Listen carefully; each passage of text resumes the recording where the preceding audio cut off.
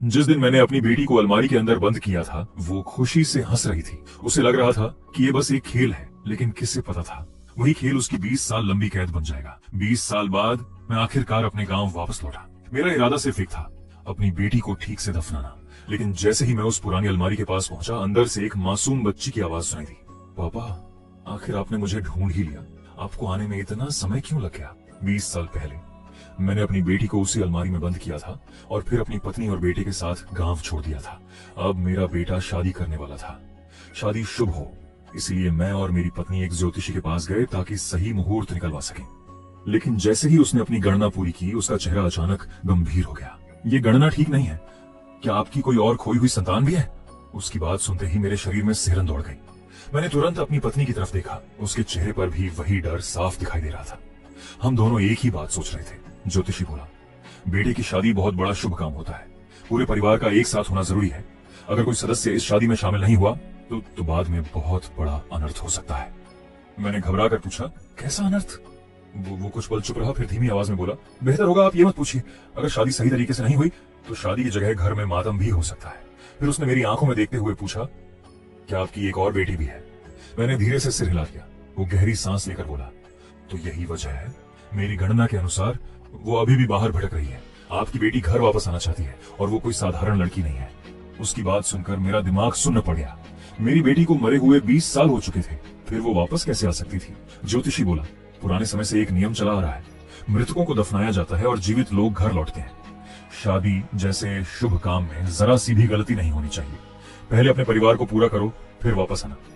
उसकी आवाज इतनी दृढ़ थी कि हमारे पास लौटने के अलावा कोई रास्ता नहीं था। घर पहुंचते ही मेरी पत्नी परेशान होकर बोली, अब क्या करेंगे? 20 साल हो गए। शौरी तो कब की मर चुकी होगी। हम बेटी की शादी बर्बाद नहीं होने दे सकते, लेकिन उसे वापस कैसे लाएं?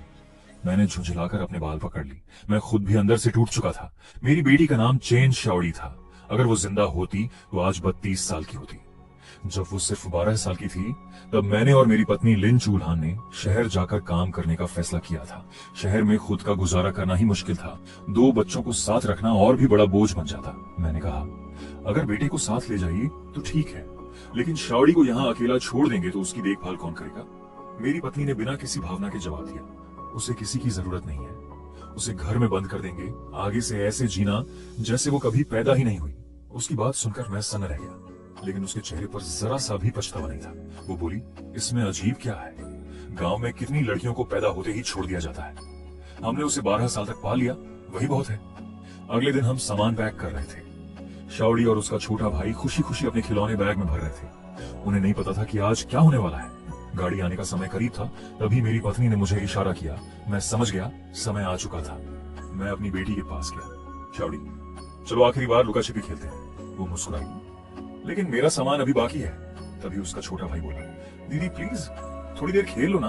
वो मान गई। हम ऐसे खेल रहे थे जैसे सब कुछ सामान्य हो।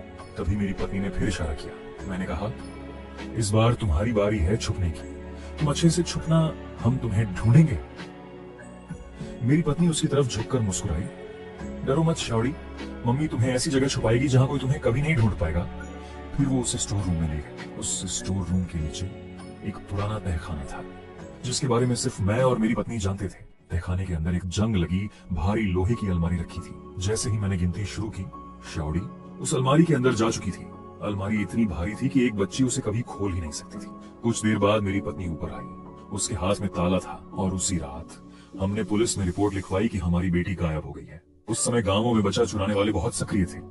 मेरी पत्नी पुलिस के सामने जोर जोर से रोई, इसलिए किसी को हम पर शक नहीं हुआ। देखते ही देखते 20 साल बीत गए। सच कहूं तो इन सालों में हम कई बार गांव वापस आए, लेकिन हमने कभी उस तहखाने का जिक्र तक नहीं किया। लेकिन अब एक कारण जो वहां जाना ही था। मेरी पत्नी बोली, ज्योतिषी ने कहा था ना, मृतकों को दफनाना जरूरी है। शौरी की लाश अब तक वहीं पड़ी होगी। उसे परिवार की कब्रगाह में दफना दो।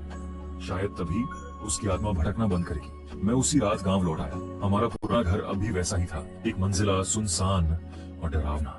घर में बिजली थी, लेकिन मुझे डर था कि कहीं पड़ोसियों को शक ना हो जाए, इसलिए मैंने लाइट नहीं जलाई। पूरा घर अंधेरे में डूबा हुआ था। मैं धीरे धीरे स्टोर रूम की तरफ बढ़ा, लेकिन जैसे ही अंदर कदम रखा, मुझे कुछ अजीब महसूस हुआ। ऐसा लग रहा था जैसे कई दरवाजे खुले हुए हों। ठंडी और गीली हवा सीधे मेरे चेहरे से टकराई। तभी अचानक धड़ाम जोर की आवाज पूरे कमरे में गूंज उठी। मेरे हाथ से टॉर्च लगभग गिर गई। मैंने सांस रोककर ध्यान से सुना, लेकिन कुछ मिनटों तक फिर कोई आवाज नहीं आई। मैंने खुद को समझाया कि शायद चूहे होंगे। फिर मैं आगे बढ़ा। 20 साल बाद भी ताला वहीं लगा हुआ था, लेकिन तभी अचानक अंदर से हंसी की आवाज आई। मैं कांप उठा। कौन है वहां? कोई जवाब नहीं आया। मैंने पूरे कमरे में तलाश की, लेकिन वहां कोई नहीं था। फिर मैं वापस अलमारी के पास गया और ताला खोलने लगा। तभी अंदर से आवाज आई, पापा क्या आप आ गए? मैं बहुत देर से आपका इंतजार कर रही हूँ। मेरे हाथ दर्द कर रहे हैं। वो आवाज बिल्कुल मेरी बेटी जैसी थी। मैं डर से जम गया। 20 साल एक बंद अलमारी में कोई इंसान कैसे जिंदा रह सकता है? अंदर आखिर था क्या? पापा मुझे बाहर निकालो, मैं अब लुका छिपी नहीं खेलना चाहती। मैं डर के मारे तहखाने से भाग निकला। चाबी भी वहीं गिर गई। घर पहुंचकर मैंने सब पत्नी को बताया, लेकिन उसने मेरी बात पर यकीन नहीं किया। तुम बस डर गए हो, ऐसी बातें इस दुनिया में नहीं होती। उसी समय होने वाले समधी का फोन आया। उन्होंने पूछा शादी की तारीख निकलवाई या नहीं। मैं सच नहीं बता सकता था, इसलिए बहाना बना दिया।